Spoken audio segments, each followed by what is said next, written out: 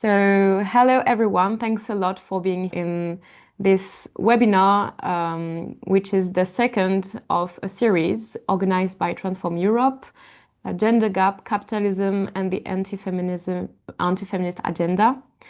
This episode is called Insights from 2024-2025 Elections. Is the gender gap deepening? To discuss about this subject, we have with us Francesca Feo, David Broder, and Gabrielle Solans. And I really want to thank you again for being available today, and I'm sure we will have a very passionate discussion. We also have with us Barbara Steiner, who will be our silent moderator. Barbara is the director of Transform Europe. Thanks a lot, Barbara, for helping me with the moderation of this webinar. So with this webinar, we want to confront one of the most pressing and paradoxical challenges facing the radical left, which is the ideological gender gap. This gender gap, we often hear about it when speaking about salaries and conditions of life and inequalities between men and women.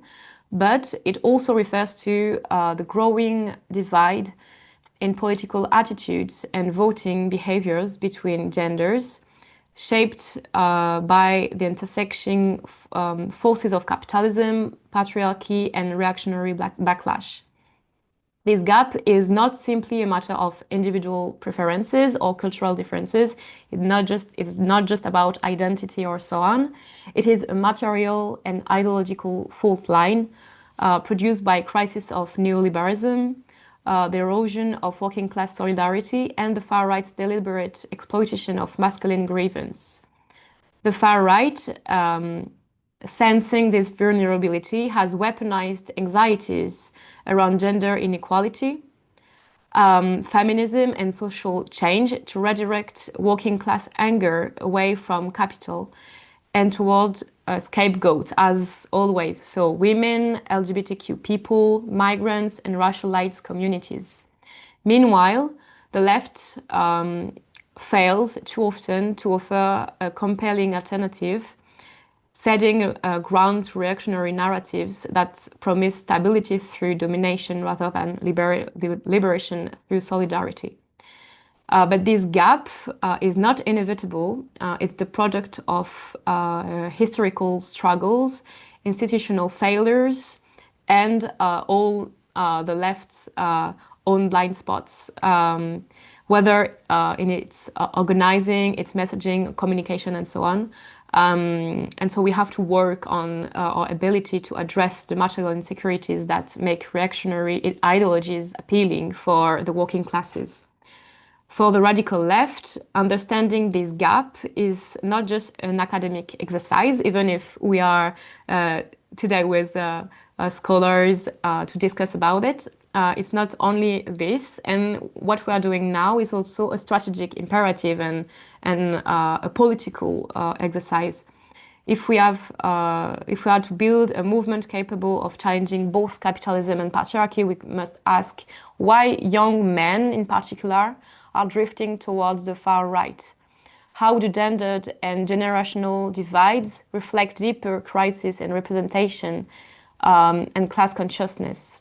And what would it take to reclaim a politics of emancipation that speaks to everyone's material needs without conceding to oppression and division?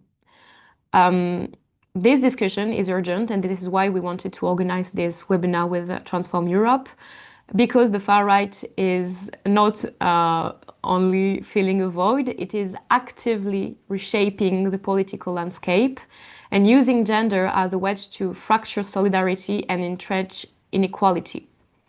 Our task is to expose these dynamics, learn from them, and try to build a radical left in Europe that can unify across differences and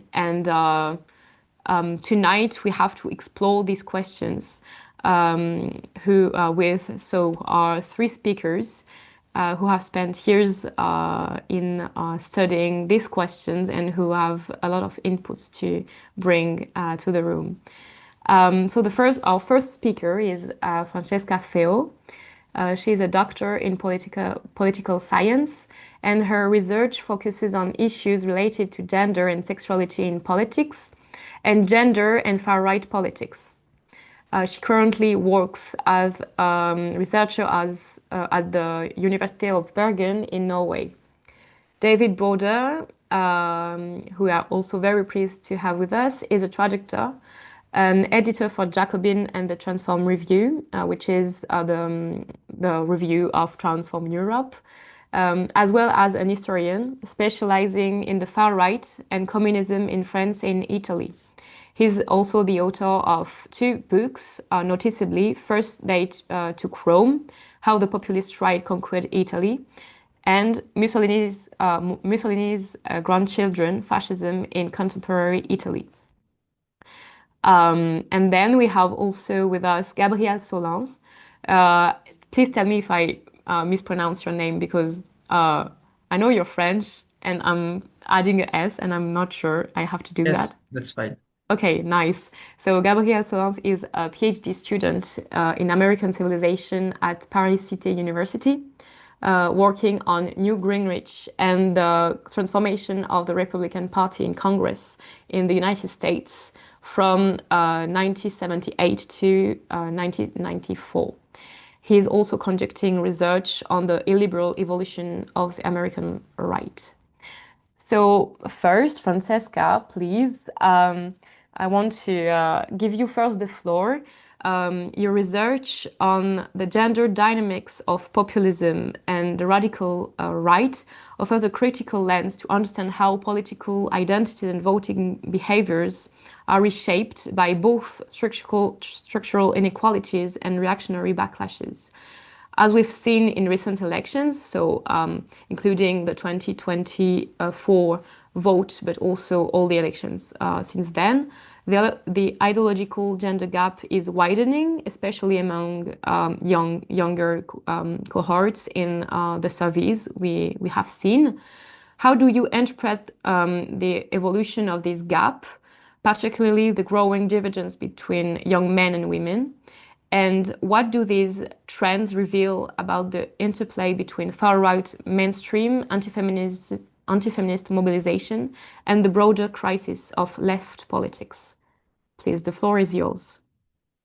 Thank you, Anais, for the very, very kind introduction and also for the invitation to the workshop. I'm very happy to participate in this type of event and perhaps exactly like try to provide, I think I have 20 minutes, right? Or like a little less. So I'll try to be not too long and also not too boring, if sometimes academic research might as well find in that like fall into boredom once in a while, especially when it's too technical.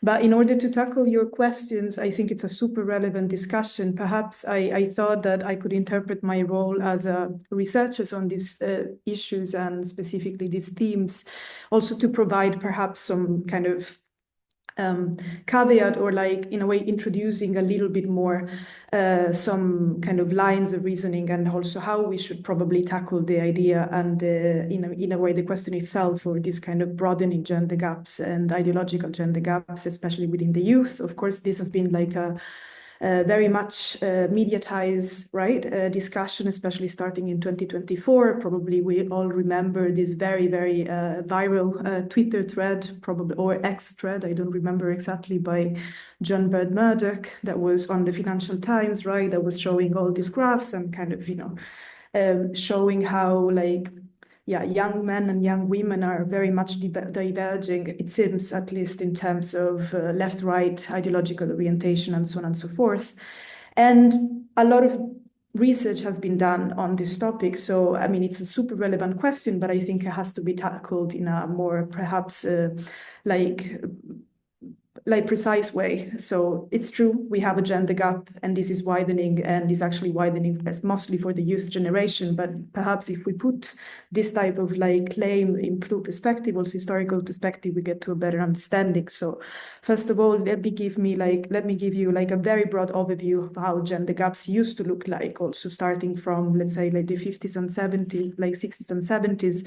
The main, in a way, point that we can say about that is that, like on an average, basically, in those decades, women always tend to vote more for the center right, while men were most prone to vote for like left-wing parties or even radical left parties as an effect, for example, of religiosity trends and so on and so forth. So on average, we can say that for those decades, women tend to be more conservative than progressive, right?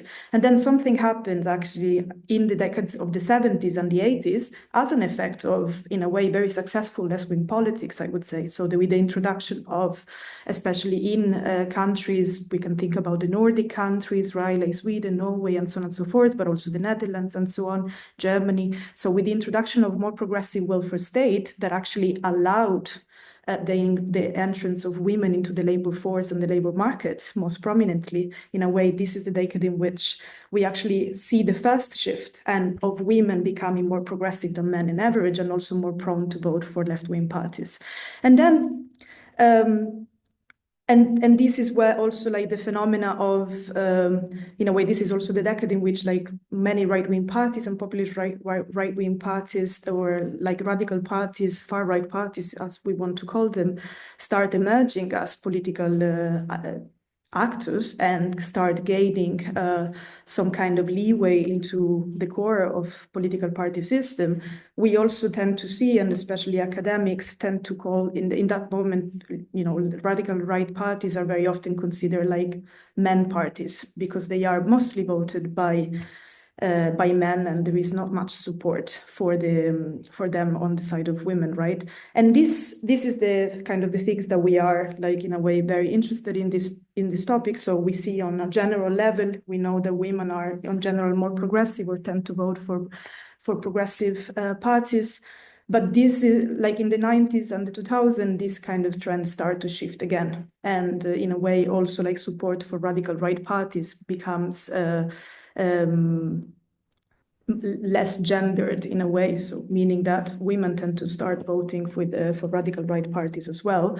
And this is an effect, of course, of the process of mainstreamization, as radical right parties becomes much more, in a way, usual suspect in the politics of Europe and the European party system. So they get more votes, they enter parliament, they start having like, higher level of representation, and then at the end they also access government in many cases. I mean, I'm Italian, so this is one of kind of, at the moment, especially one of the most interesting political laboratory of far right in government right.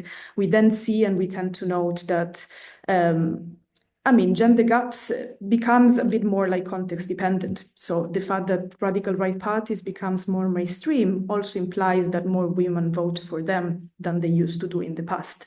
Now, this doesn't mean that so this is a kind of the general trend. So we know that these kind of political forces are mainstreaming. In this context, we actually note that there are like gender gaps in when we take the kind of an age perspective, or at least we look at our younger generations and what is going on when we kind of like unpack this type of like socio-demographic dimension in a way, right? And what we notice, or what are like, especially in this like last round of election, as you correctly mentioned, is that while we have the idea, and we tend to think that younger people are usually more progressive than older people, which is also like a kind of it's a very common trend, very general, very also consistent over in basically like political behavior studies. We tend to think that, as the time goes by and now people get older, they also tend to become more conservative on average, okay? And what we see now is this kind of intriguing pictures of having like an extremely, like a young generation. So we are talking about mostly Generation Z and millennials. So people between that are just kind of recently granted the right to vote, becoming like 18 years old, up to people that are now into their like early 40s, all right? These two generations tend to like have the biggest gender gaps in support for the far right. And this is like there are two sides of the coin. On the one hand, we know that in this generation, so the gender gap is mostly driven by women becoming extremely progressive, way more than women in the generations before. So this is why, of course, the gap is a relational measure. It comes from comparing the two groups. So we know that women are becoming much more progressive, and we know that in some context, not everywhere, this is not a kind of general rule, but especially in some contexts, young men start to vote disproportionately more for the radical right than the other cohorts, than other generations, right? And why, there has been interesting studies about why this is the case, or of course, it's a super relevant question. And there are usually, I would say, like two sets of explanations given to this. So to respond to your question, on the one hand, this has to be interpreted on basically what, like in a way, like a crisis of masculinity. So there is something about, right? Like there is something about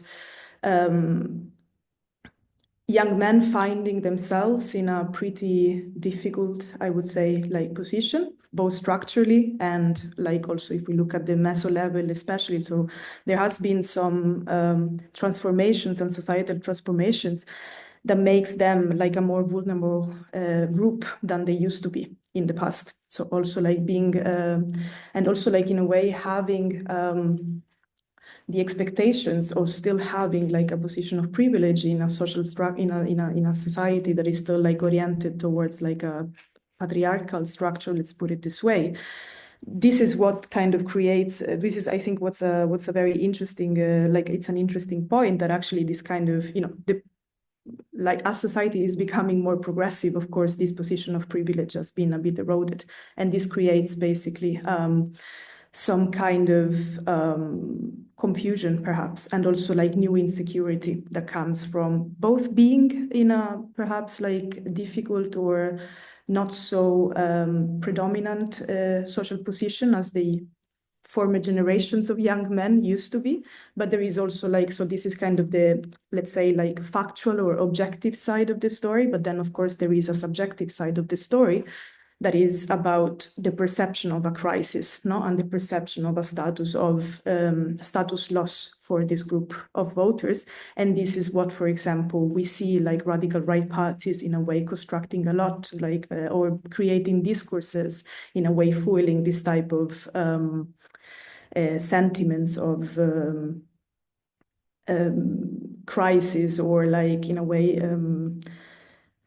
deservingness in terms of like how like young men should be treated, and what are like the type of, in a way, positions or status and so on and so forth that they should be granted compared to like, or what it, like discourse is basically about what their position in society should be. What I find more interesting to just add on this discussion, I mean, it's very often like there is at least like some discourse or discussion about the extent to which this identify with young men or younger generation, especially young men, having a strong like anti-feminist sentiments, right? So this is very often what is very connected, like the kind of the logic goes, young men vote for the radical right because they are also against gender equality, and they are, in a way, like they are developing anti-feminist sentiment. This connection, which of course seems pretty logic, I think can also be a bit further contextualized. And there has been some research done, and I can provide the reference for this, that it's kind of point more than it really depends also like on like very often like I mean we as political scientists we use different type of indicators or questions to measure anti-gender or anti-feminist attitudes. And I think this is something that it's important to point out. Saying that like young men are like anti-feminist or against feminist, and this is why they vote for the radical right, is not exactly correct. What comes out of more like very, very recent research is that very often what explains the vote for the radical right is actually like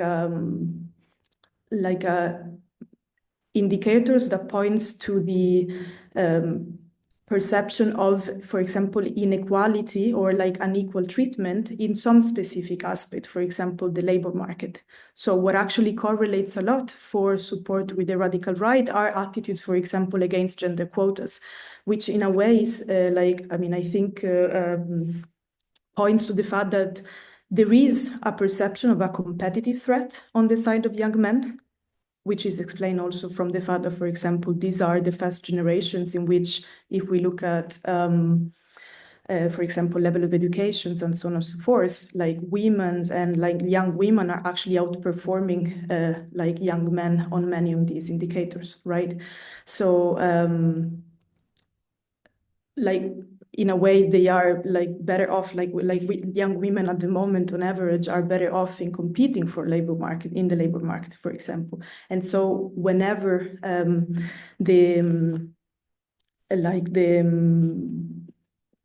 those indicators that actually capture and then correlates highly with support for the radical right and then vote for the radical right are those that actually looks at this specific understanding. So it's like more about the competition issue. So it's a very, at the end, it's a very materialistic need rather than like a opposition overall towards gender equality or feminism or even the advancement of, for example, LGBT rights. When we use this type of indicator, we actually do not see like a gender gap. So what I'm trying to say, perhaps to make it more kind of clear, is that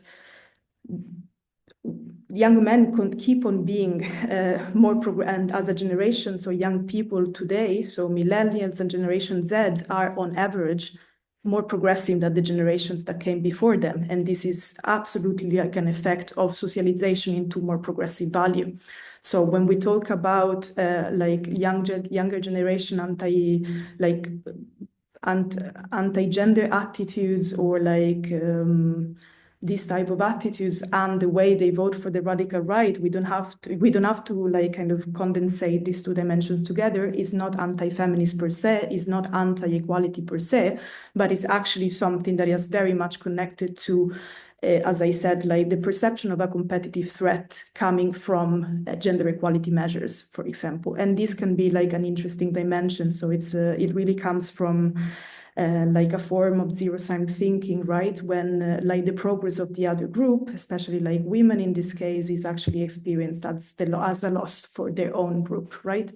And so this is something that I think it can be like a good point to further point out for a discussion on, okay, what can actually progressive politics, and especially progressive politics that has like, that is feminists, and like how can then kind of tackle this type of question? How do we solve the problem? Of course, also from a feminist perspective, perhaps it's like it has to take into account the fact that certain measures for equality can also provoke this type of backlash in terms of perceptions and can create threats for the group of young men that we are that we are like talking about today. So I think this is like, just to summarize, so findings that we have now in the literature really point to the fact that, you know, the ideological gender gap is not only cultural, so it's not really about like the cultural dimension, it's very much structural.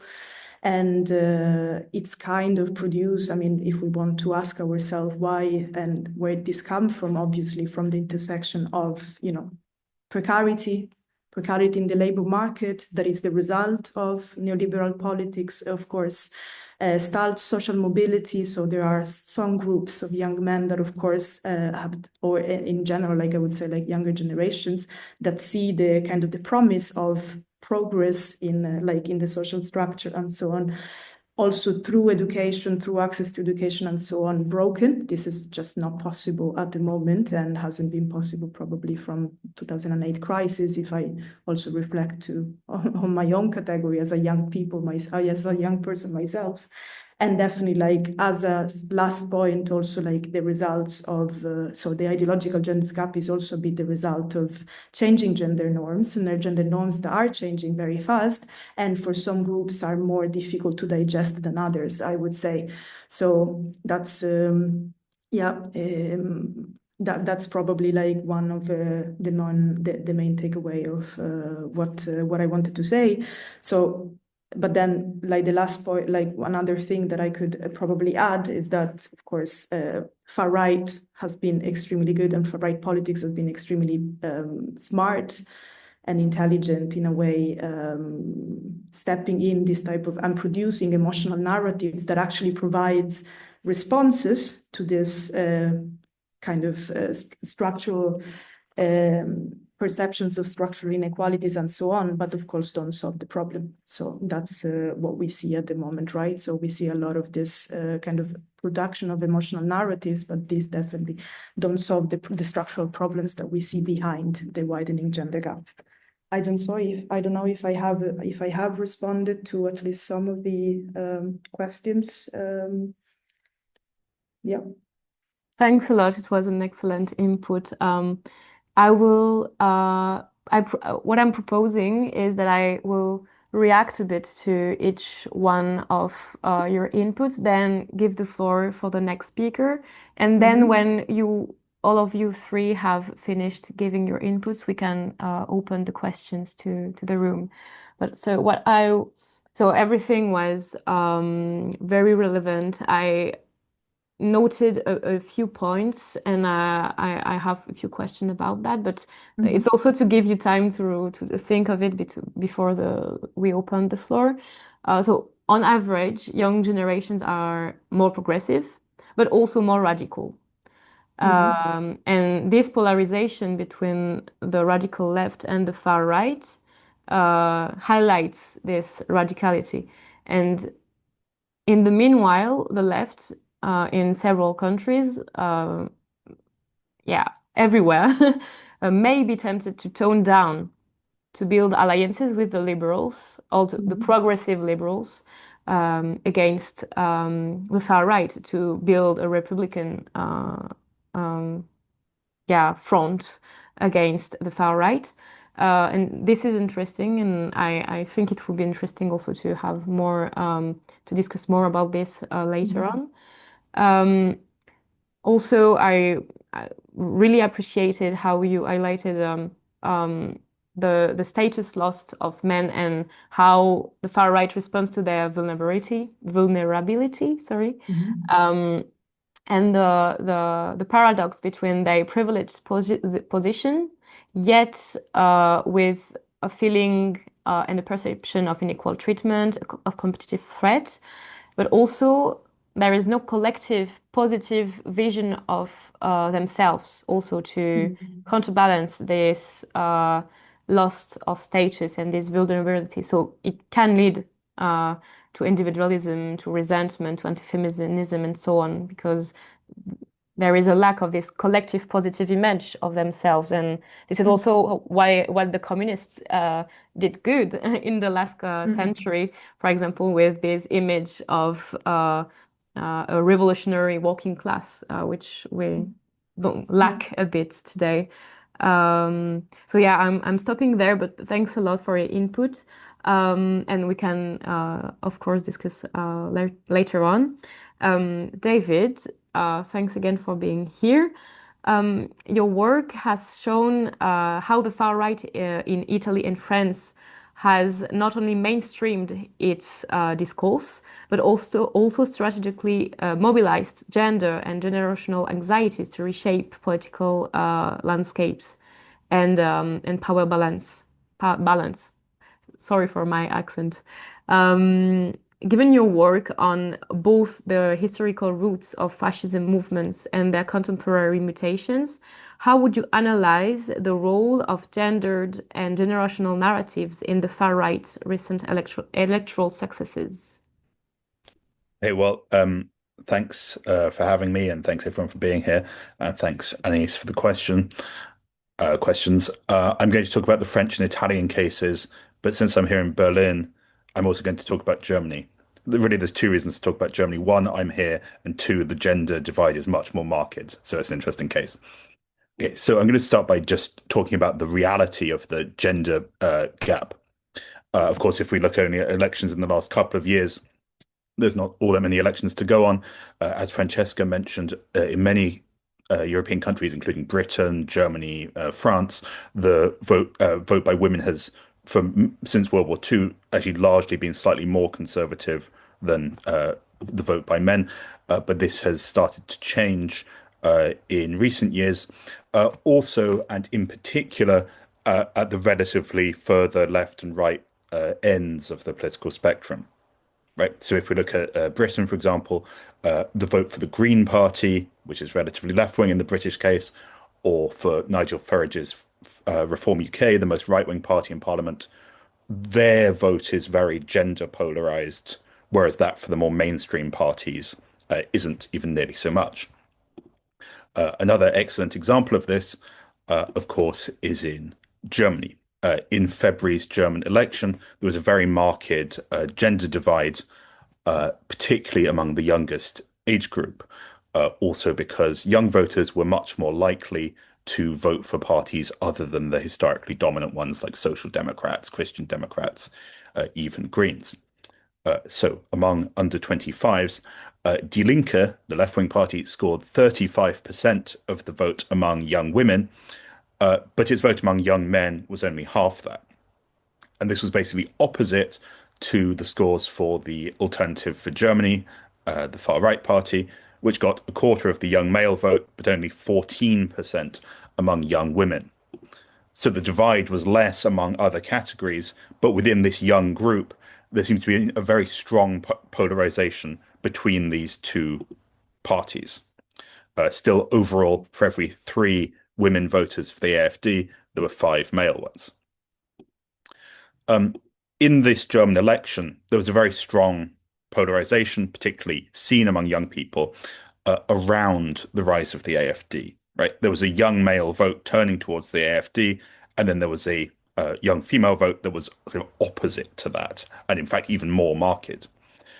In other contexts, like the ones we've mentioned, France and Italy, we see this less. I think also part of the reason for this is because the far right is actually a much more established part of their political systems already.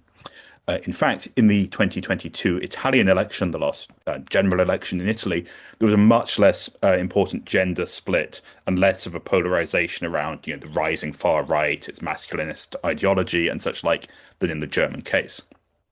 Giorgia Meloni could be considered a prominent example of femo-nationalism, as she's always going on about her image as a woman, a mother, Italian, a Christian, and so on. But that doesn't appear to have decisively appealed to women voters as such.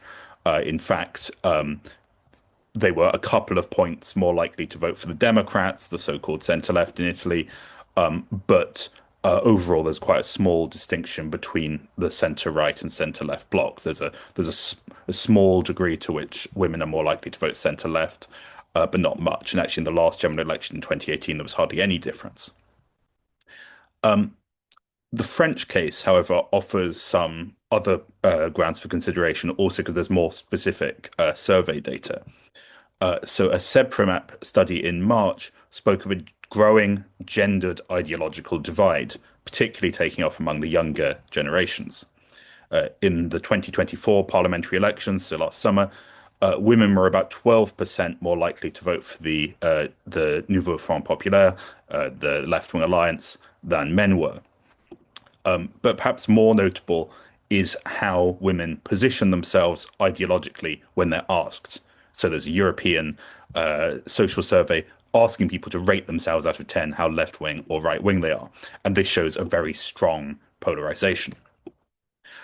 In that survey, some 32% of women under age 40 identify with the radical left, and only 7% as radical right. Among men under 40, the picture was totally different. The number identifying as radical right has doubled over the last 2 decades. But also important in this survey, and what it tells us, which I think allows us to think a bit more about this question of the gender gap, is it offers us data on, well, what does it actually mean to consider yourself to be left wing? What are progressive values? Because what this survey also found was that, well, so what it also asked about was it asked about issues of identity and what it called tolerance, but it also asked about economic redistribution. So basically, what it found is that young women voters were much more tolerant. They had more tolerant attitudes towards immigration and homosexual lifestyles. And of course, the language of tolerance perhaps is hardly one of solidarity, but women had more tolerant attitudes. But on the question of economic redistribution, the changes in men and women's attitudes was quite similar.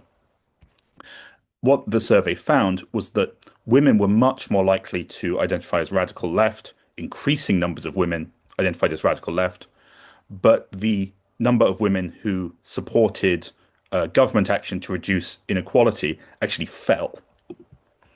Right. So this same survey asked people, do you fully agree that the government should take responsibility for action to reduce inequality? Over the last 20 years, the percentage who agreed with that economic redistribution fell from 47 to 34%. Women were more likely than men to agree with redistribution, but the number who agreed actually fell faster. Right. So from a larger number of women who agreed with economic redistribution, the number who agreed, so the number fell faster.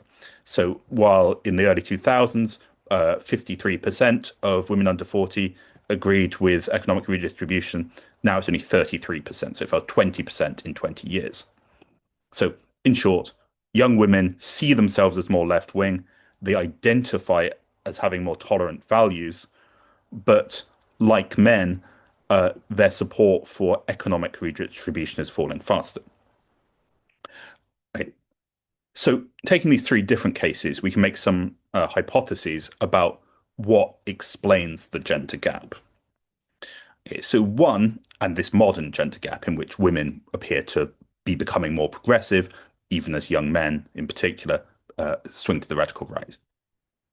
Okay, so one first hypothesis is that the fact of having female leaders of far-right parties, and in all the cases I mentioned there are, so Alice Weidel in Germany, Giorgia Meloni in Italy, Marine Le Pen in France, that fact itself doesn't appear to have any important role in driving gender differentiation among the electorate.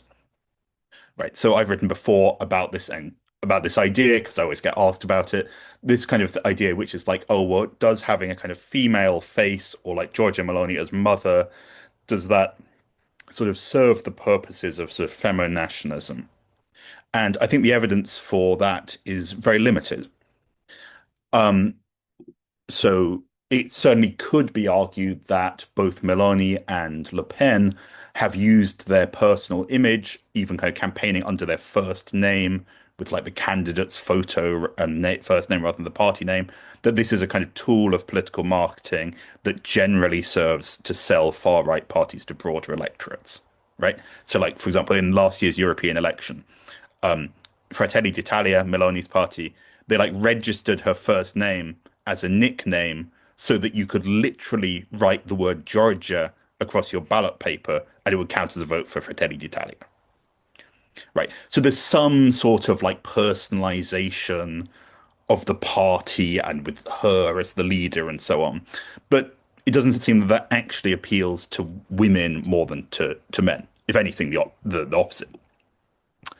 Okay.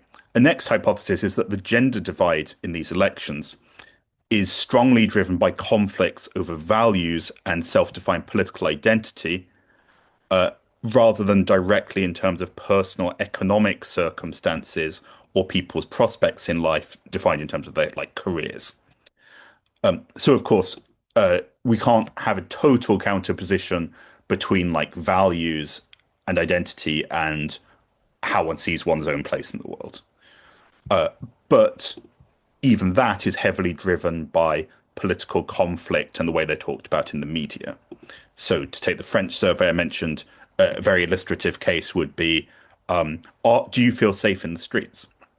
So the number of young women who said they don't feel safe in the streets is increasing.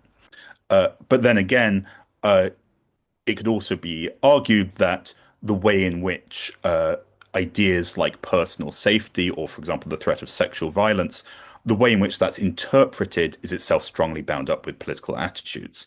So, for example, whether one thinks that women's security is under threat from partners and boyfriends, as very strongly illustrated by, for example, of course, Me Too and the Pellico rape case and so on, or is it, women aren't safe in the streets because immigrants and ethnic minorities are causing chaos, so you can't go on the metro anymore. Like, obviously, the preference for either of those narratives is strongly bound up with questions of values, tolerance, social solidarity, and so on. In the German case, one way that a lot of media has talked about the 2025 election and the youth vote is this kind of polarization between two different fears. So, like, is the threat to German democracy, is it from like immigrants and Islamism, or is it from the AfD itself?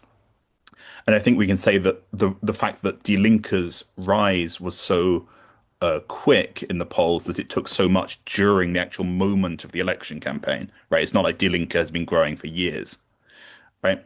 I think that the driving force of its polling rise can be seen to be its success in connecting with young women in particular as the party that basically took a stance against the AfD and represented the sort of alternative and answer par excellence to the nihilistic and masculinist energies expressed by the AfD. So, I think it's quite plausible to hypothesize that Die Linke did well among young women, not because of sort of generally welfarist or social democratic policies, or even because of, the most obviously gendered policy issues like, reproductive rights, but actually precisely because there was this polarization with the AfD. And, of course, also people talk about, through TikTok and so on, and the sort of social media effect and galvanizing momentum there was behind Die Linke. But I think it can't be denied that the female vote for the Die Linke is like logically bound up with the masculinist and male vote for the AfD. Okay.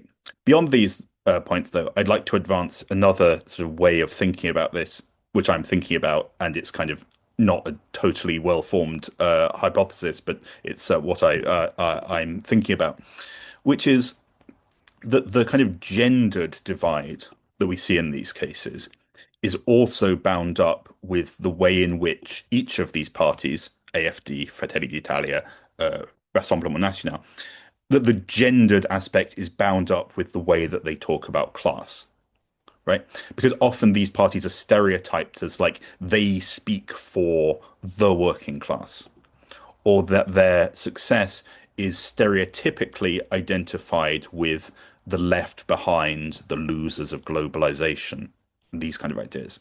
And I think that this is a very partial and misleading reading of why they succeed, but one that is also bound up with their own communication and how they would want to present themselves. In short, because these are right-wing parties, so mobilizing both against the sort of educated elite establishment, but also against poorer sections of the working class, including welfare recipients and immigrants, they therefore stand for a particular type of worker and a stereotyped idea of the decent, respectable, hardworking working class. In short, they stand for a kind of productive male breadwinner, reliant neither on welfarism nor educational capital, and that this type of workers' position is now jeopardized, and they sort of mobilize that identity. I think that that is important to understanding the way in which class and gender intersect.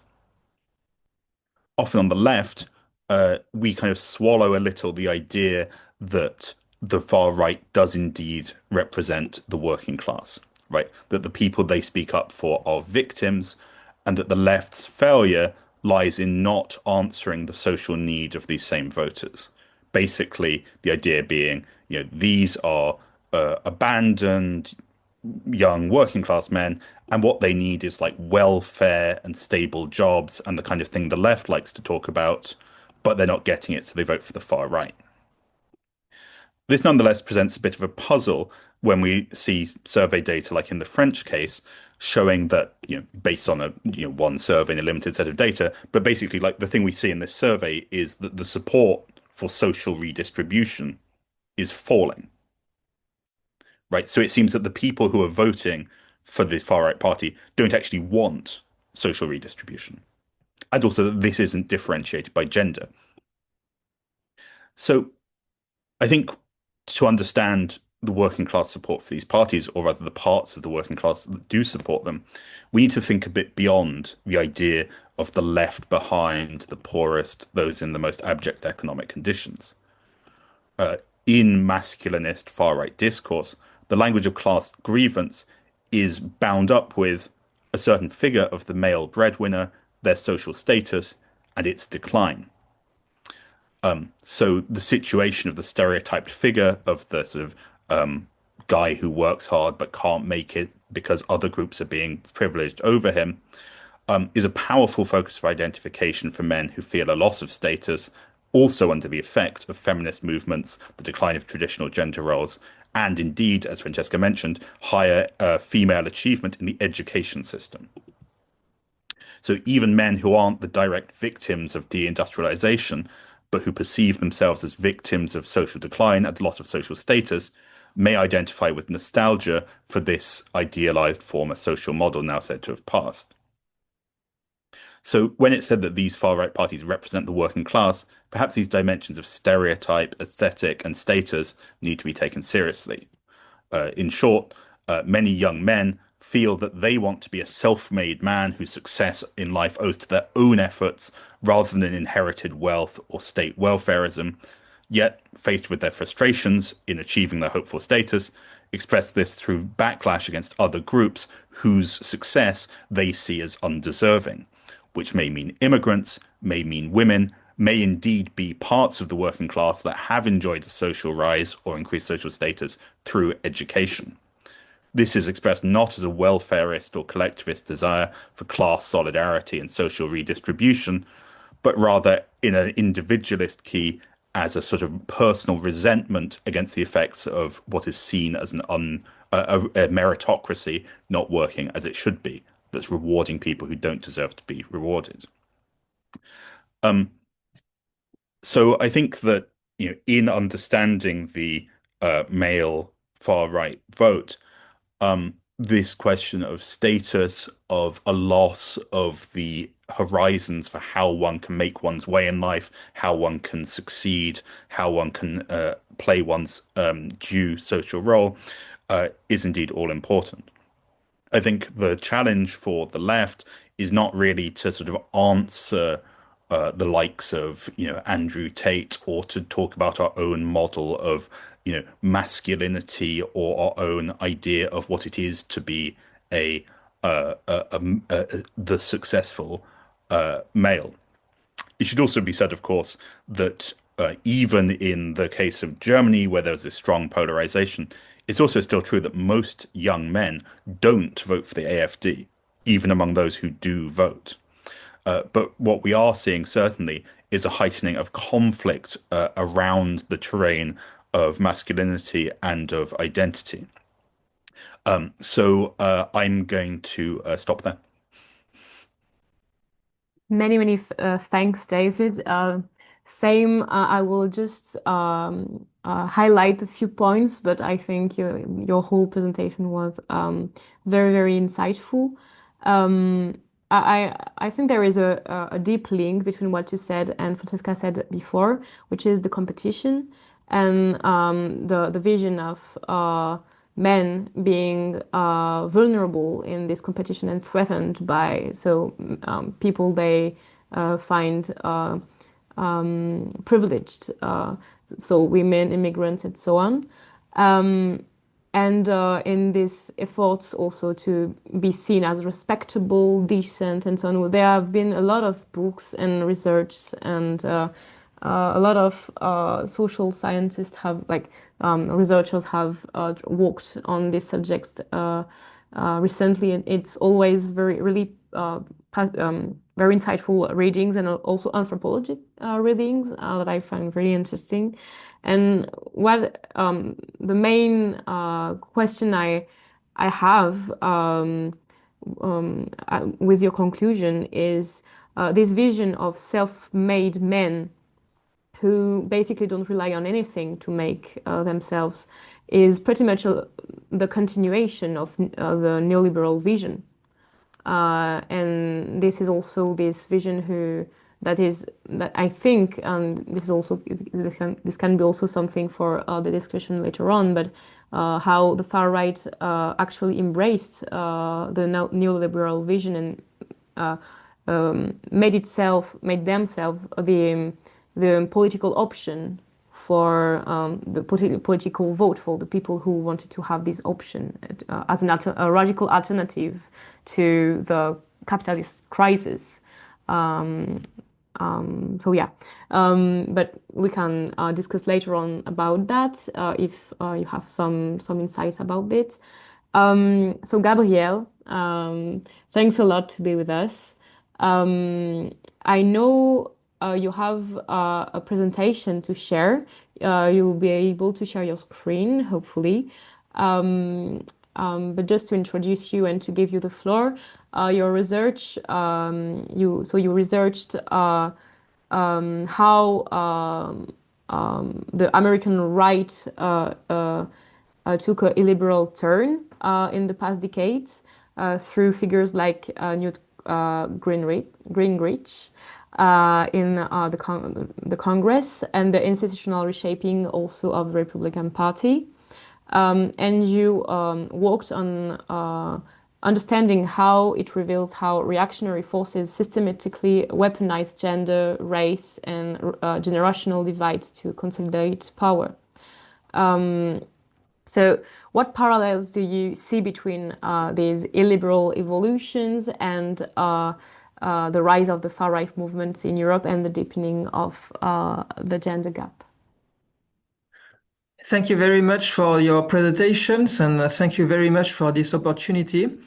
I will speak about different issues in this presentation. I have a PowerPoint to display with you. I will address some questions. Is the women's vote becoming really more progressive? Is it correlated with the degree of conservatism of the Republican candidate? Are women's issues such as abortion, equal pay, a key in the female vote, or were other issues more important? And most of all, what is the role of the pre-existing polarization? As you told us, my main topic of research is the construction of the polarization in the US system. And this construction is quite a bit different in the US than in European countries. And the populist right, well, the conservative right turned into a populist and more and more right-wing right earlier than in the European countries, and it wasn't linked to mass immigration at the beginning, and it wasn't linked to questions of gender issues, masculine, the questions of masculinism. And I will make a short story of the question of the polarization. So I need to display my screen. Yes. So do you see it? Yes, nice. So this was the main questions. Is it functioning? Yes. So exit polls confirmed that in 2024, American women voted overwhelmingly a lot for Kamala Harris. If women had been the only votes, the Democrats would have won with 365 electoral votes. And men voted overwhelmingly for Donald Trump. It was during another election, in Ronald Reagan's election in 1980, that the concept of gender gap vote was coined by the National Organization for Women. Today, women tend to vote more Democrat than men. That's obvious, and you know it. And but there is something that wasn't expected in the 2024 election. Most analysts thought the voting gender gap would be exacerbated in this election, but by the U.S. Supreme Court's decision in June 2022 to end abortion as a federal right. I'm sure you've heard about it.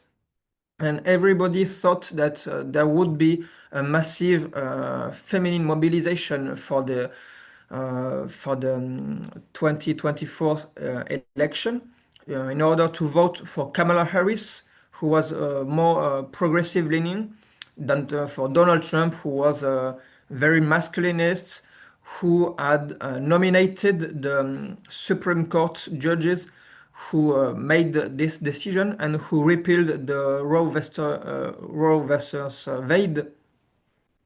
But it did not happen, and we will see some figures. One of the key reasons is that abortion was seen as a local issue, as it was not guaranteed by as a federal right. It was a states' right. So women dissociated their local vote and the federal vote for the president of the United States. So if you know, if you don't already know it, in the US, when you have the presidential election, you have other votes. You have the votes for the House of Representatives, and you have also votes at the local states for some petitions, and you can restrict abortion rights or restrict the restrictions to abortion rights at the local level. So women seem to have dissociated local issues and federal issues. So here you have a figure which show you the gender difference in vote for the winning candidates in the last American elections. And you can see, well, 2016 is Donald Trump, 2020 is Joe Biden, and 2024 is also Donald Trump. And you see that the gender gap, the voting gender gap, was a bit shorter during this election, but everybody expected the opposite would happen. Here you have a confirmation of this. You see that women tended to vote slightly less for the Democratic nominee, who was Kamala Harris, who was a woman, and that wasn't considered as logical. He had even less votes than Hillary Clinton. And you can see that the support for Democratic nominee since Bill Clinton, since 1996, is not widening. It's quite, it remains almost the same, and it can depend on conjunctural questions. You can you here you cannot spot an evolution, a classical evolution. Here we may have a key to understand this paradox, because there is also a race-based vote in the US, and so you can see the gender differences in presidential vote choice in among the black voters, and we can see the voting gender gap is much wider for black voters than in white voters. Why, we may not know exactly, but black women tend to feel more oppressions than white women, and have another link to the federal states, so they can vote more democratic because they expect more helps from the federal states, and you have also a more single mother in this community.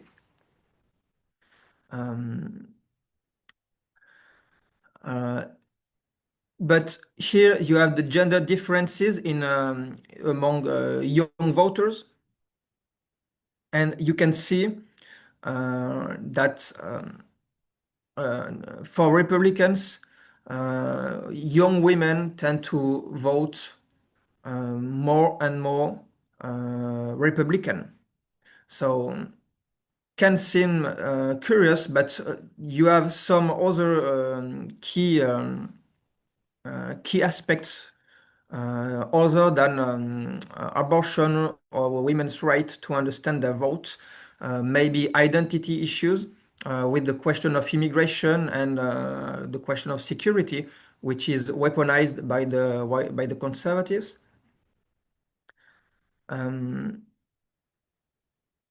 Here you can have another key to understand the difference between the different types of voters, about the parental gap, partisan identification. Those who are parents are more Republican leaning, and women who are parents are a lot more Republican leaning. So half of the women who among uh, the age of 45 and 54 are voting for the Republican Party. No matter. And you can see here, and this is just an example. In the 1984 election, which saw Ronald Reagan win with a huge margin, you had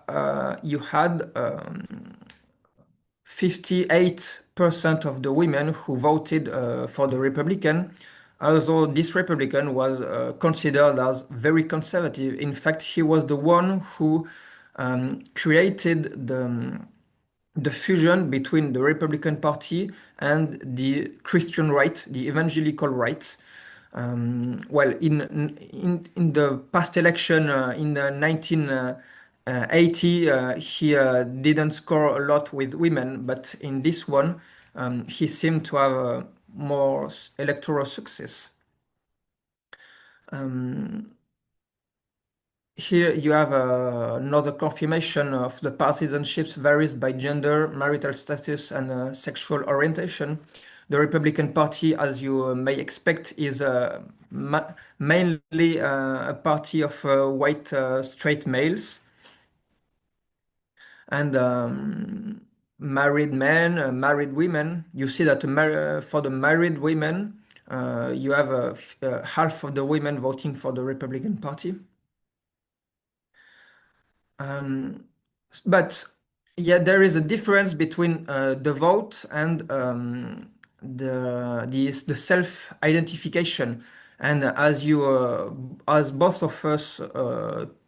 of you told us, women are tending to identify as more and more liberal. So here you have a key figure.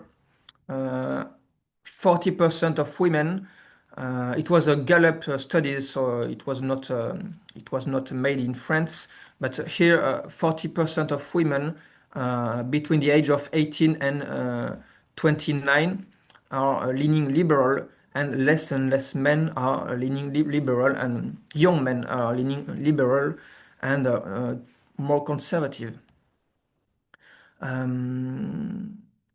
So I had prepared also this text, but no matter, I already said it.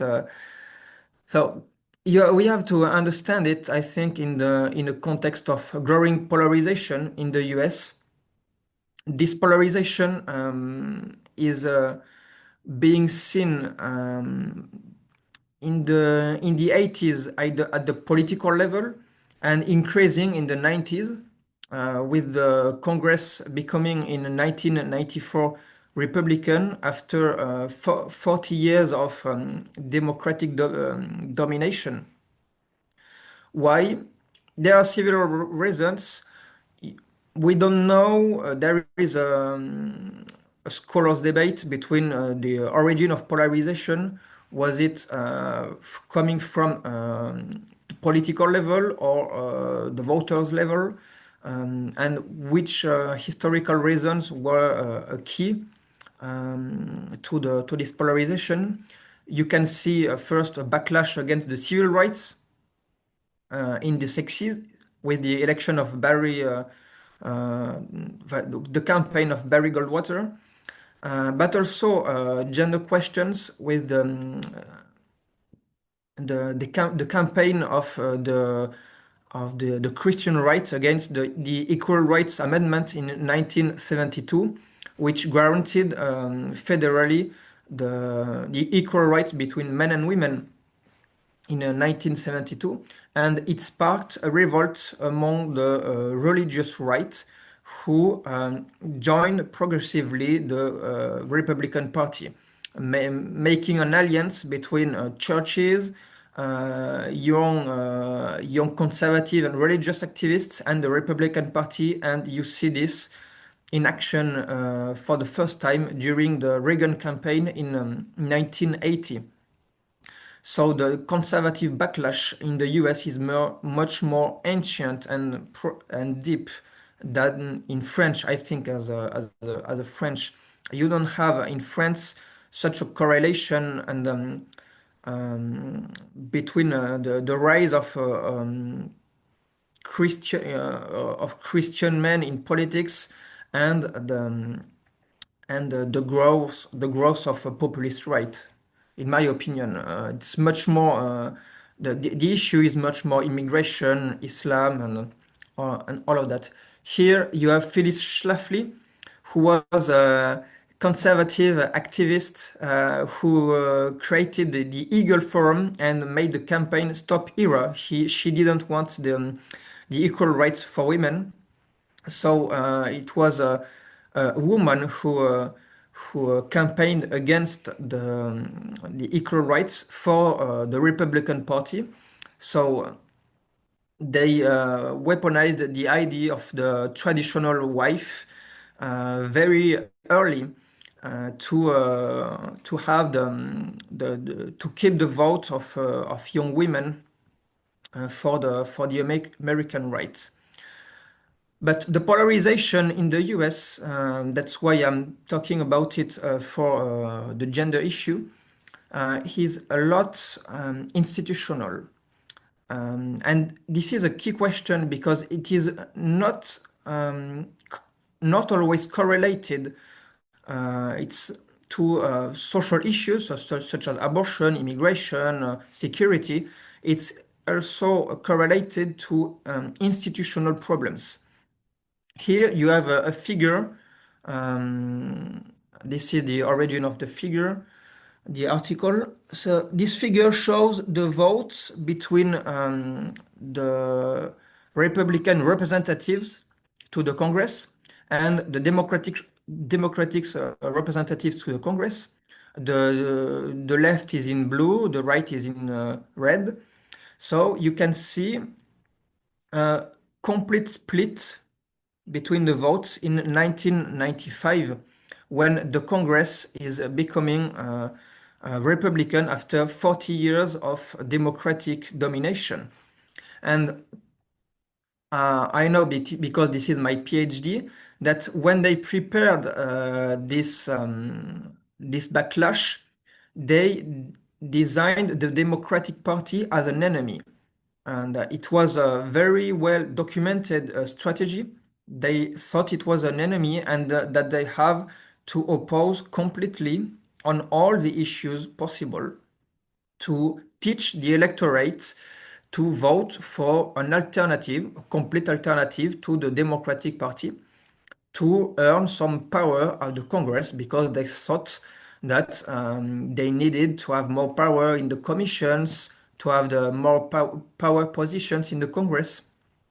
And they thought that the Democrats, the Speaker Jim Wright was not letting them, what was not fair with them, and was asking too much power for the Democrats. So this polarization is had an impact on the perception of the and the votes of the American people, but is what it wasn't correlated to social issues in particular. It was an institutional guerrilla inspired by Mao Zedong's guerrilla, and but it had an impact because it shaped the debates and participated to create two opposing information spheres. And that's, I think, a key issue to understand why there is a growing gender gap among the youngest voters. In 1987, the US saw the repeal of an important law, which was the Fairness Doctrine. The Fairness Doctrine of the US Federal Communication Commission was a policy that required the holders of broadcast licenses to present controversial issues of public importance and to do so in a manner that fairly reflected different viewpoints. So the media has to be both left-wing and right-wing. And the repeal of the Fairness Doctrine enabled the rise of talk radio that has been described as unfiltered. The French politist Sébastien Moore deals with the idea of politics of outrage. So this repeal created the possibility of a complete split between two opposing information spheres and the creation of right-wing medias and completely left-wing medias, which did not help both political sensibilities to have normal debates. So young voters are more and more hearing some podcasts from masculinist men such as Joe Rogan, Andrew Tate, and Charlie Kirk, who had a big impact for the 2024 election among young voters. And young men are more likely to see those to see those medias and to create their own political culture with those medias. And this information sphere, this right-wing information sphere was enabled by the polarization at the Congress, beginning during the 80s, and to regain power at the Congress, and by the repeal of this fairness doctrine. So I hope you found this presentation useful. I hope my English skills were enough correct to be correctly understood, and I'm open to your questions. Many, many thanks, Gabriel. Thank you for your efforts, and it was totally understandable and very clear. Thanks a lot. So just before giving the floor to the questions, and also if the three of us want to to react to each one of your presentations, like feel free. This is really an open discussion. I wanted to just stop on a few points you made. About parentality, this one slide of your presentation made me think that this is not only the case of because you showed how parentality make people vote more for the reactionary, well, the conservative at least. And this is also the case for those who own a house and who are in debt and so on. And so these are people who have things to lose and who seek stability in a sense. It's not the same in France than in the United States, for example, because when you're a parent in France, you count much more on the state to help you with parenthood than in the States, of course, and in social security and so on. But I think there is something to grasp here. And also in link with what Francesca and David were saying, they have things to lose and they feel threatened. So this is a continuity, I think, in your presentations. Also, maybe you were talking about. I think this is a very huge debate in the history historians field, but the growing polarization in the 90s. I mean, there is always this question of, is this also because of the defeat of an alternative to capitalism and the triumph of neoliberalism? I'm not opening something here, but I think this is important for when we talk about the gender gap, because this is also like, the feeling, this perception of there is no better future for me and for my family, for my, well, in the case of men, for example, for my wife, for my children, and I want to compete to save my own circle, facing these difficulties and knowing that this will not get better. So I think this is also something big.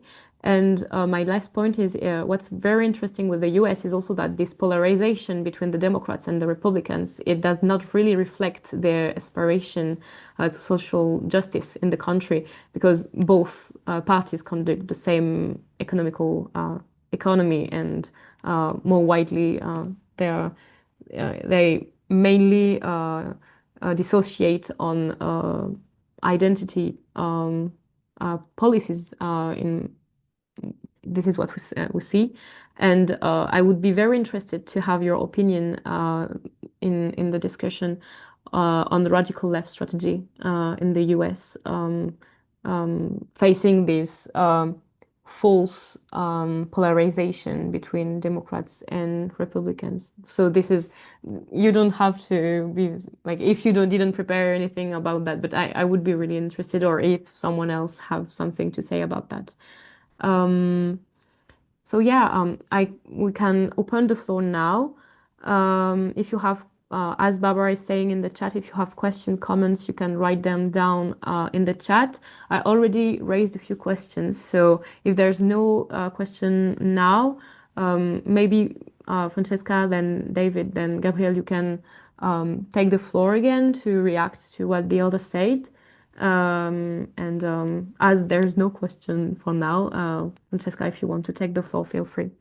Yes, absolutely. And thank you again. And actually, kind of hearing David, I thought I could have probably brought up a little bit more numbers as well in what I mentioned before. I acknowledge it was a bit perhaps unstructured, but so let me kind of take on some few points, something that you mentioned as well, and I will reconnect to both some kind of like thoughts that came like I don't know just now. So I think like one point I would like to well you mentioned in like during the last intervention, like of course like a lot of the kind of attention and a lot of the in a way a lot of the explanations or the focus in a way to explain these gender gaps and so on is very much connected to this, and what's up with the boys. So the whole point of, in a way, the status loss or perceived, right? Like perception of loss of status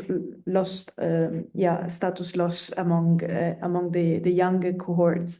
And I guess this is I would connect this very much with something that actually David mentions. I think I didn't really speak while during my first intervention I spoke about gender, right? And mostly like, okay, men and women, and how they differentiate their voting or voting attitudes to the radical right, la, la, la. But of course, like a big part is actually, it's not really about gender, but it's rather more about gender identity. So David was rightly speaking about masculinities and femininities and what type of masculinities are connected to. In a way, what are the type of masculinities in terms of identity traits, if we want, that are more connected to the vote for the radical right. And I find it, so that's probably like an interesting kind of discussion that I think we could have, is that what we notice at the moment is that, of course, like one paradigm that is pretty much dominant, which is also the paradigm of hegemonic masculinity. So all the characteristics that David Wood mentions about, okay, like in a way, having among young men the utmost desire is to be like, a successful someone that is exactly not relying on welfare state, but having like a successful career. So there are all these traits that are connected to basically like a performance of hegemonic masculinity, and this is basically what also in my opinion, in a way, what the radical right is actually tapping into a lot, right? So the reason why I think like the radical right really managed to capture this group more than the left does is exactly like tapping into this dimension. So they basically managed to capture and politicize insecurity, an insecurity that, I'm not really sure what, I wonder, I have a question for David about that, but because I think I gave a bit more of a structural understanding or like a structural explanation as to why young men actually vote more for the radical right now in these two like young men, or this like Gen Z and millennials, so these younger generations, compared to what David provided. I'm kind of curious about that, but I guess it's a lot about, in a way, so my point would be like the far right has been extremely successful in politicizing this type of insecurity and providing, like, in a way, dusting off also hegemonic masculinity as something that is kind of something that needs to be achieved and had to be like something fulfilled, especially by young men. Now, so that's one reflection, I think. Perhaps the other, and hence comes also like the polarization. So like one point is basically what the left could do with this. I don't know if we want to, I will try to, perhaps don't take too much time, but like move a little bit more about that. I think this is also very much connected to the fact that in a way the left has a strategic dilemma in kind of mobilizing this type of masculinities and also tapping into that, so doesn't really have a response because it's very easy to concede something to hegemonic masculinity, falling into very reactionary narratives. I don't think I need to give examples by that. So like, I think this is kind of the strategic dilemma that the left very often have, is like, okay, how can we reconnect with these young men and still provide like something like in a way, like a narrative of something that can be interesting for them without falling into these reactionary narratives. And I mean, I would say like possibly like something that can be on the agenda is really kind of trying to develop like a little bit of like a discourse that managed to kind of tap into the emotional dimensions of male insecurity. I'm not sure that, you know, this is something that is very often present in like left-wing politics, at least as how I see it in Europe very much.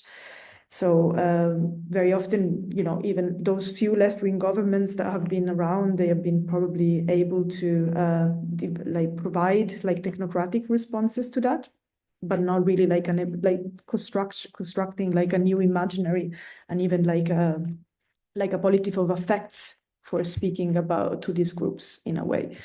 So this would be probably something that I would put on the table. Maybe we need to like develop some narratives and also like an imaginary of how like basically an alternative for like hegemonic or protective masculinity could be, right? So in a way, there are progressive politics could articulate basically alternative forms of manhood based more on like, you know, caring, cooperative, anti-authoritarian like values in a way, and that are rooted more in high like inequality rather than hierarchy, which is at the end what the right always kind of end up providing. Is like, okay, let's go back to the golden age in which there was a social order, which of course was a social order that was connected very much to patriarchal organization of society. So I think this could be something.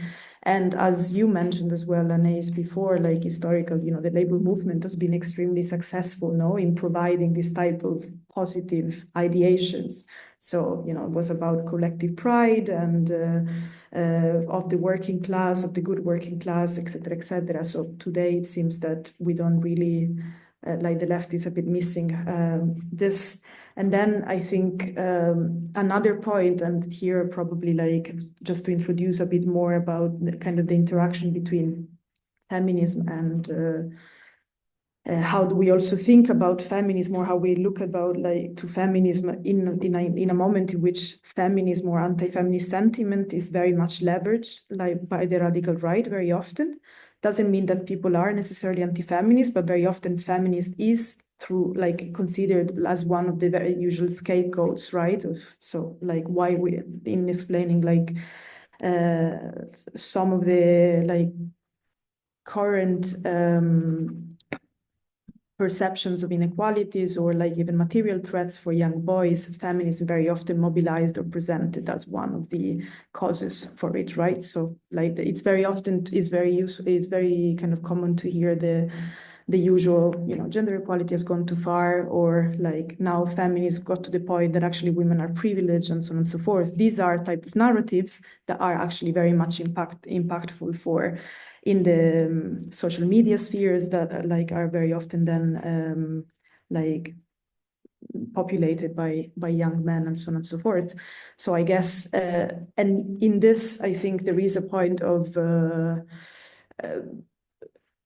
how we actually like use like can present feminism as well. Like very often as from the left we tend to like present feminism as a very moral verdict, and there is like a moral dimension to it that is always about blaming kind of men for just belong like in a way belonging to the for being like in a like for having the upper hand in the social structure, right? Whereas perhaps like linking in a way like gender justice to everyday issues and how this actually can also like being very positive and for men and in shaping also men's life could be, I think, like something that could be like a good, like something that could be like a useful strategy. So not necessarily like blaming,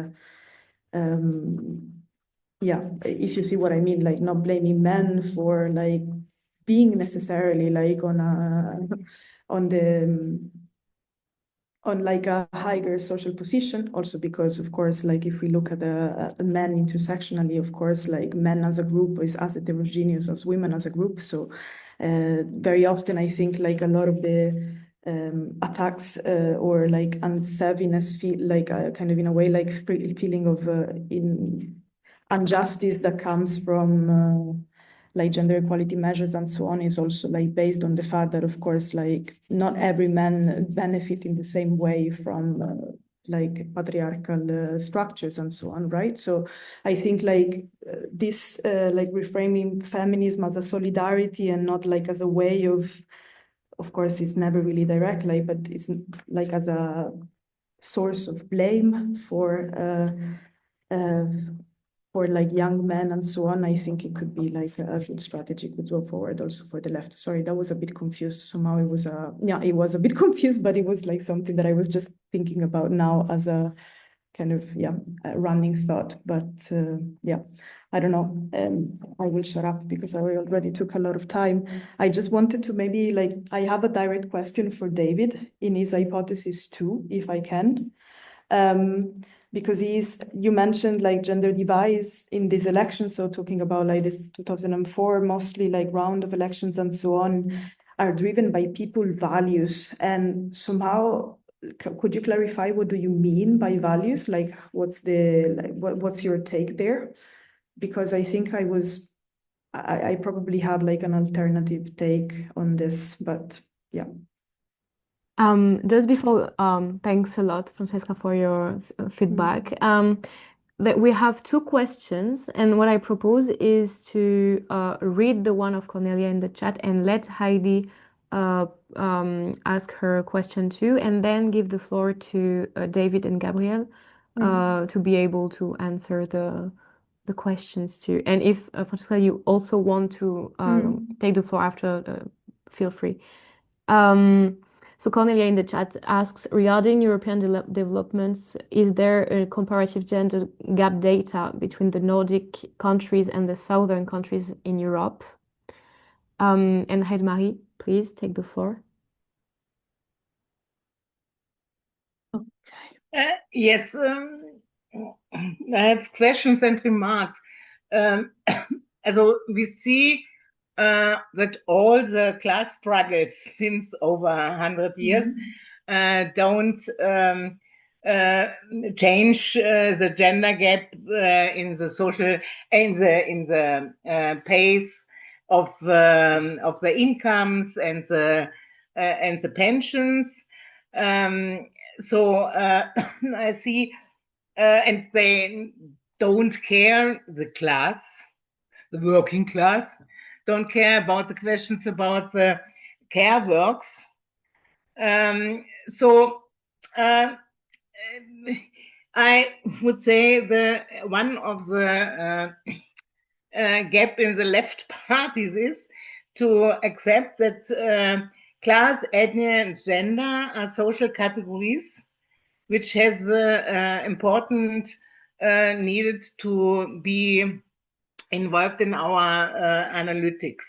In Austria, there is a wording, perhaps in other countries too, of Leistungsträger is in German top performance, and meaning is around the white men. I see a problem that in the 18th, we in the feminist movement we discussed and we tried to sign the precarious living of women. Nothing reaction of the leftist men's. And afterwards, in the 19th, there would become also a problem, the precariousness for the men's, and then the big backlash began. This was the point of the development of reaction of the backlash against women. And I ask always, we had the point always to say, left politics must be feminist politics. But what are the reflects, do you know, in our countries and in the leftists in our countries about the politics to be a feminist politics? Because in Austria we have also a backlash in the party in thinking of this, especially from the young men. Many thanks. I forgot to read another question in the chat from Manuela Kropp. Thanks for your presentation. I have a question. What do you think? How could we try to win over male voters and make ideas of economic redistribution more attractive to them? Thanks. Then there is Tatiana and Barbara who rose their hand. And as we started a few minutes late, I propose we can maybe have 5 minutes more. But as everyone has a lot of things to do in the day, I propose not to go too far after that. So for David, Gabriel, and maybe again Francesca to be able to answer, please make your remarks and question as synthetic as possible. Thank you. Tatiana. Okay, thank you all three of you, and Anais says it has been very nice. I have I hope, very straightforward and quick question for you. So I come from Portugal, Southern Europe, and here in Portugal we witnessed the rampant growth of the far right. So they created their party in 2019. They elected one MP, and six years afterwards, we find ourselves with 20% of the vote going to the far right and 16 MPs in the parliament. If it's true that back in 2019 there was a clear gender gap amongst far right voters in Portugal, the truth is that this gender gap has been narrowing. It's almost not obvious anymore. And I think this, I'm not saying there is a connection, but at the same time that the far right is conquering the vote of the youth. Okay, you described what happened in States, France, UK, Italy. Is this some sort of exceptionality in the Portuguese case, or is this also observed as soon as the far right starts to get implemented in the the voting field? This would be my question. Or do you have any sort of explanation for me? Thank you. Thank you, Tatiana. Barbara? Many thanks for your inputs. It was very interesting. And my question would be very short and taking up what Francesca also said. What has the left to do?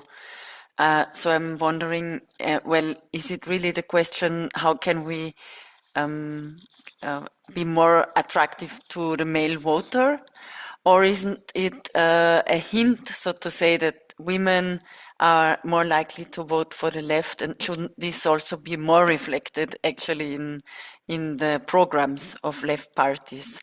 So trying to win back men in the one side, or isn't it about what Francesca also said, changing masculinities and perception of masculinity?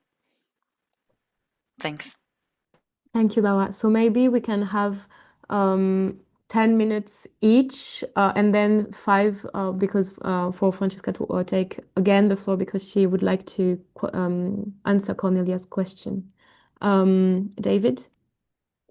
Well, thanks for those many questions, and there's certainly a lot to cover in 10 minutes, so I'll try and answer some things. Well, firstly, Francesca can answer Connie's question, which I don't know the answer to, about Nordic and Southern voting patterns. In response to Barbara, and also I think this touches on part of Heidi Marie's argument and question.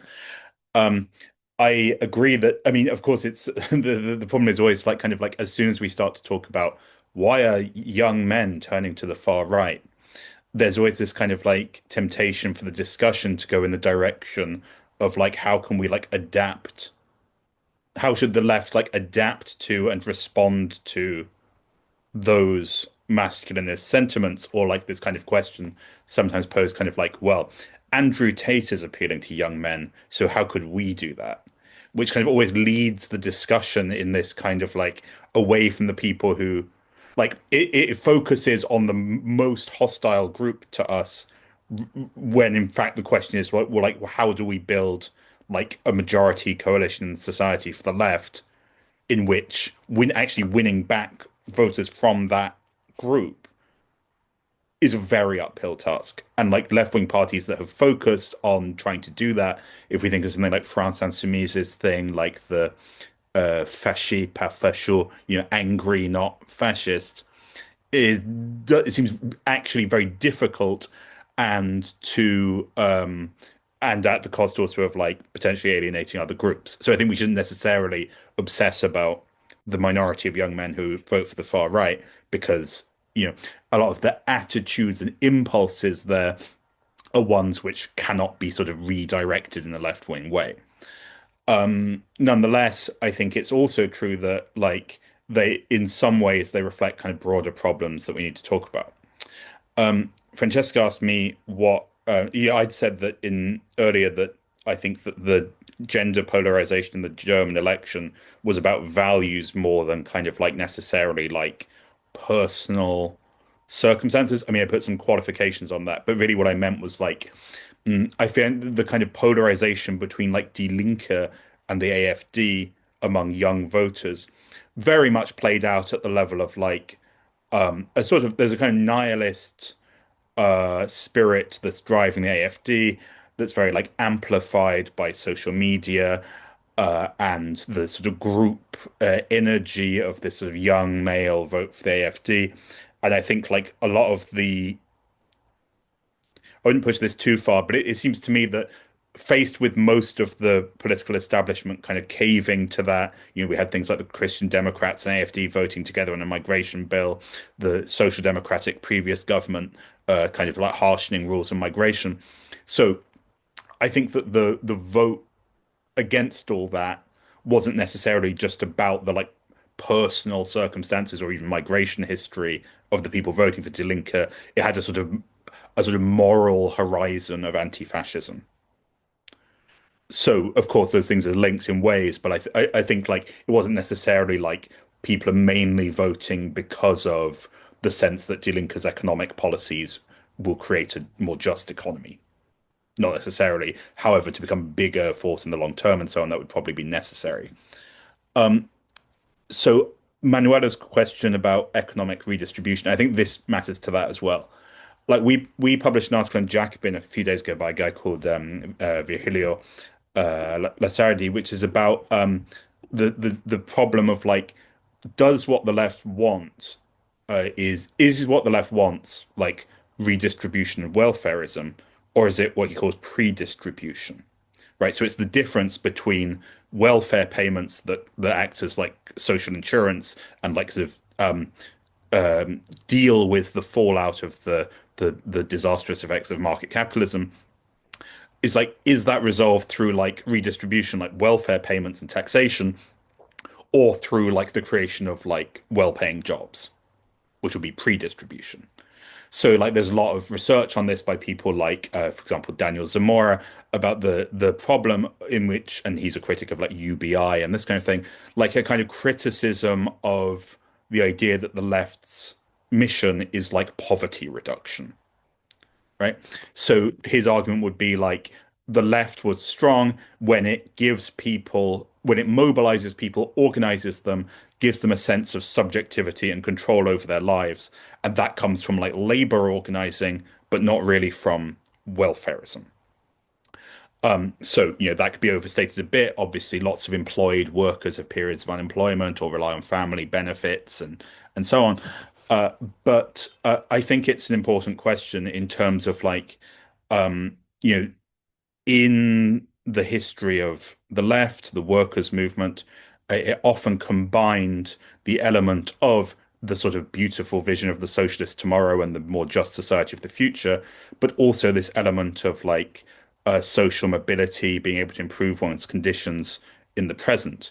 Often the left has combined a sort of socialist and collectivist ideas with ones of self-help. my partner and I recently, we were looking at a book of trade union banners from Britain in the mid 19th century, and one of them was from a ship workers union.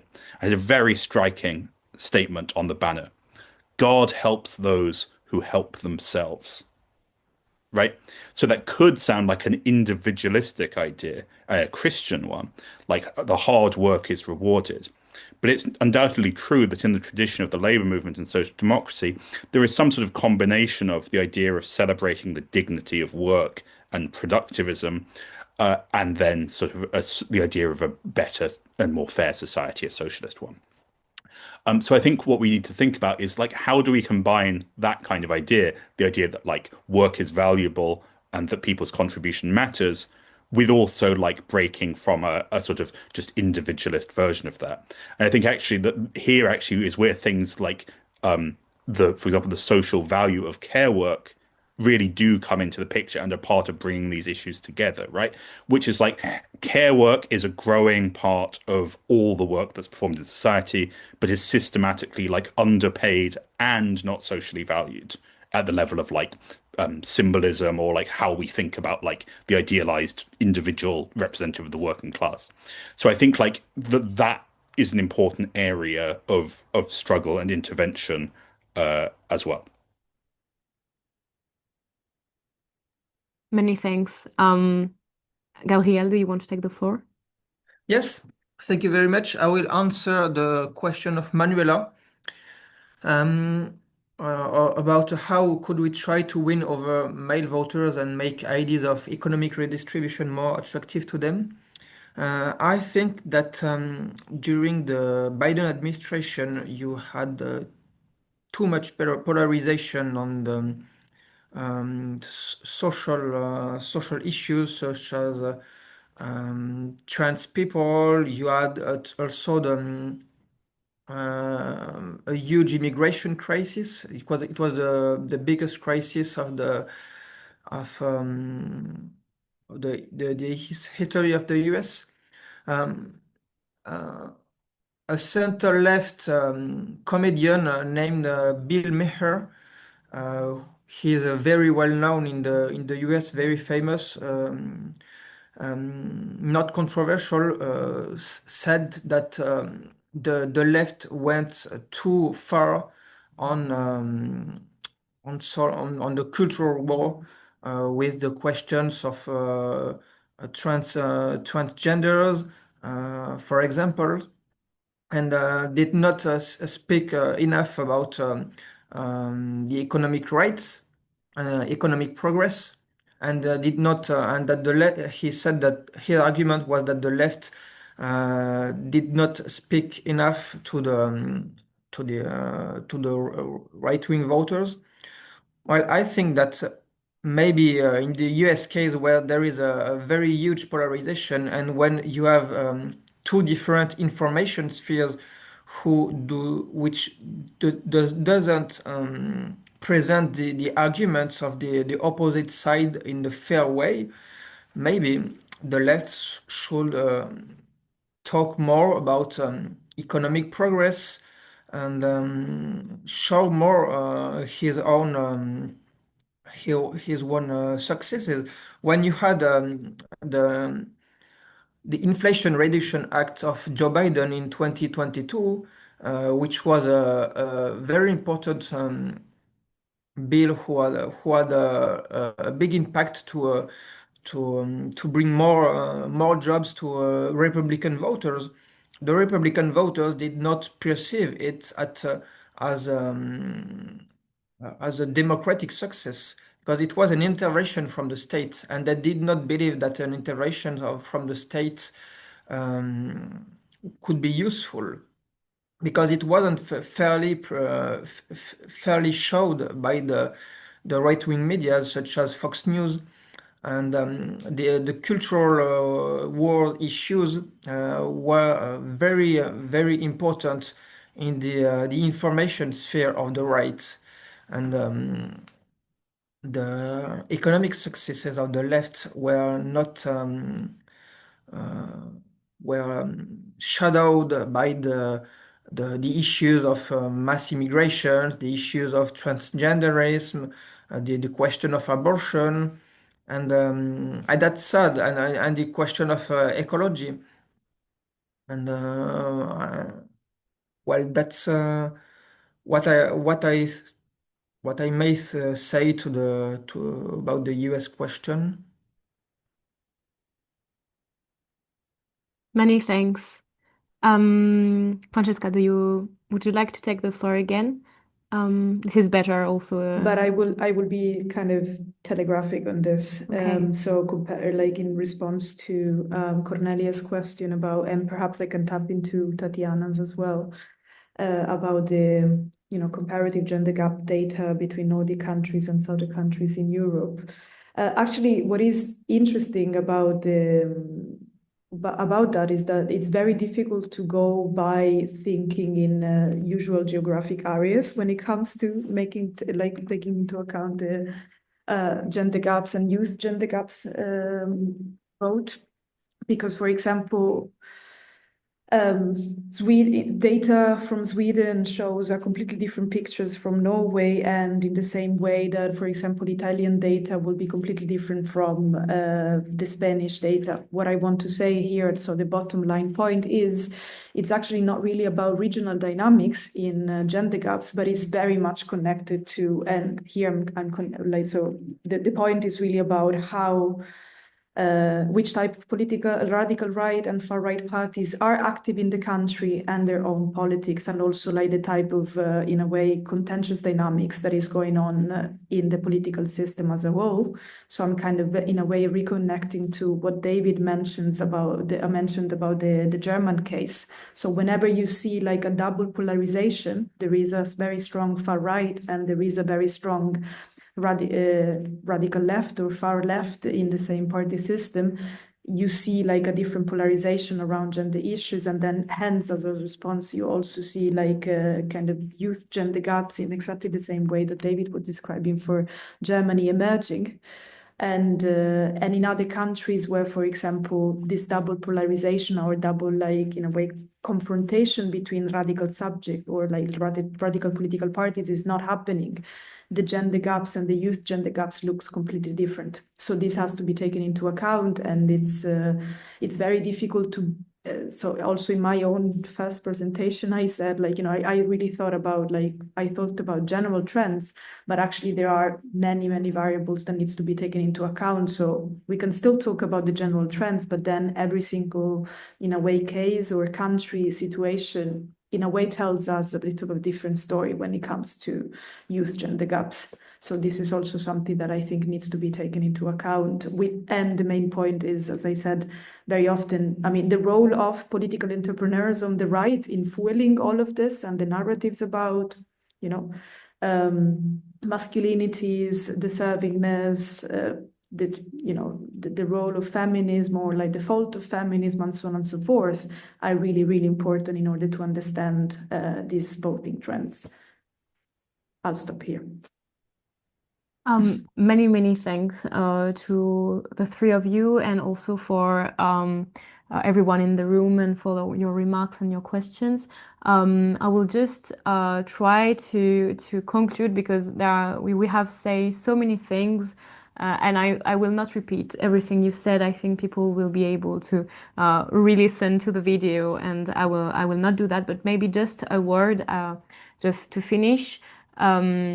I think what can sum up our discussion is that people focus on their own purpose in life only where there's no collective, enthusiastic, and driving purpose that make them feel they belong to something wider, and that their life makes sense, because together they can actually change the world.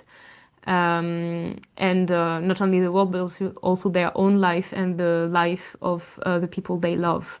So this is also maybe an explanation of why women are leaning more towards the radical left, because while men feel collectively powerless and replaceable because of all the delocalization of the industry, or the shift for service economy, which also mean at the service of.